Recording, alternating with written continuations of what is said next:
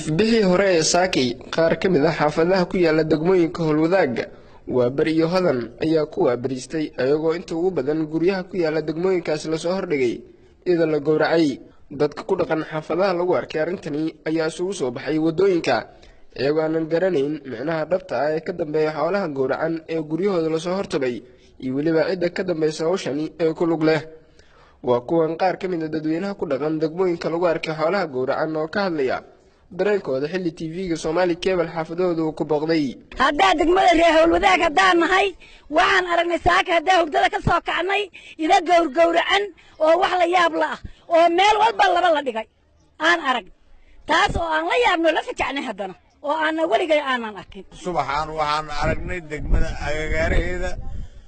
6 neef oo ida oo laba meel taal labana meel taalo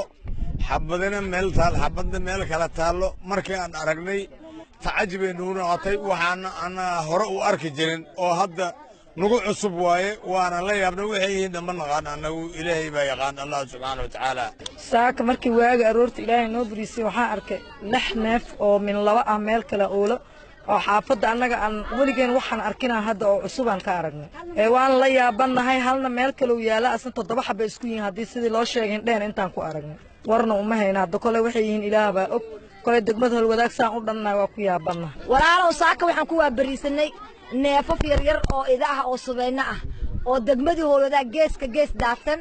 waliba xaafadeena anaga ay waxyaabo badan aan ku aragnay dhowr meel ay yaalaan waa yaabana waa wax nagu cusub dhanfariir dadka ilmihii naagii dumarka meel saaka meel la aadama leh hadalaynta waxay noqotaba neefafkii noola soo dhigay meelaha waa la yaabana waa wax aad ugu badan waligeen waxaan aragnay ma aan cimrigaygu ma yara noloshayda wali wax isoo mareeyo ma aan maba arag dhanka kale mas'uuliyiin ka socota gobolka Banaadir oo ka mid ah xiriiryaha degmooyinka gobolka ayaa kormeer ku tagay degmooyinkani si ay ugu kurgalaan arrintan ku soo korortay qaar ka mid ah degmooyinka gobolka Banaadir gudoomiyaasha degmooyinka hodan waa bari iyo howlwadaag oo iyaguna inuu la xiriirna ayaa sheegay inay baaritaano ku hayaan arrintani wixii ka soo baxanay warbaahinta u soo gudbi doonaan lama garanayo micnaha dhabta ah ee ka dambeeya xoolaha gowracan iyo weliba cidda ka dambaysaba